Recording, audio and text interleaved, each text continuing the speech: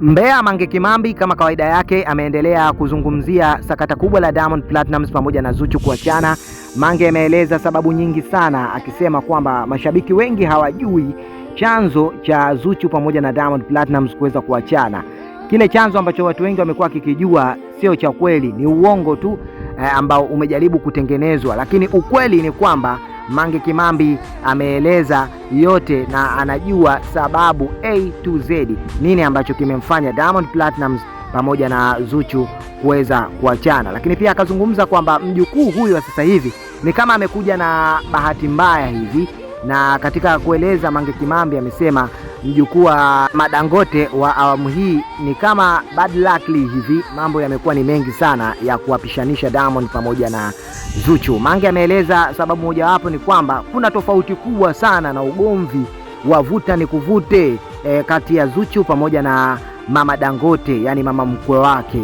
Hii ni inatokana na kwamba Diamond bwana, mojawapo ya sababu ambayo ilomfanya amoe Zuchu ni kwamba amemwona ni mwanamke mwenye maadili kwa upande wake, lakini kiukweli familia yake, yani nazungumzia upande wa mama yake na dada zake, wamekuwa wakikinzana sana na lile shauri la Diamond kumuoa Zuchu.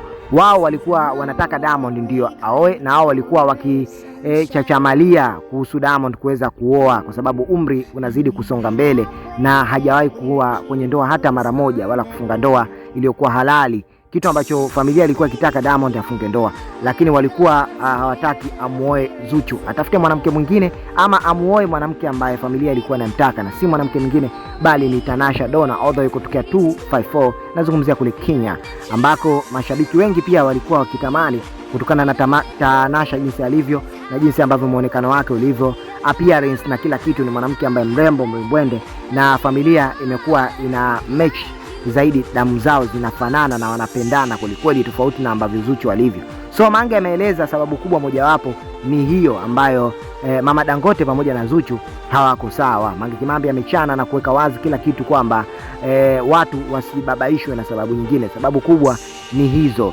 Wewe nadhani kwamba alichokisema Mange Kimambi kina ukweli ndani yake, ama ni stories za town ambazo watu wanajaribu tu kuzitengeneza katika moja na mbili kuhakikisha kwamba Mange Kimambi pia anaongopa na sio vya kweli? Lakini ukweli zaidi familia wenyewe ndio wanaijua. Mimi nikwambie tu kwamba hapa ni sehemu ambapo habari, taarifa, maarifa na kila kitu utakipata hapa. Hakikisha kwanza umebofya maandishi mekundu chini ya video hii yanayoandikwa subscribe, ili usipitwe na kuachwa nyuma na habari pamoja na taarifa motomoto za kila siku kuhusiana na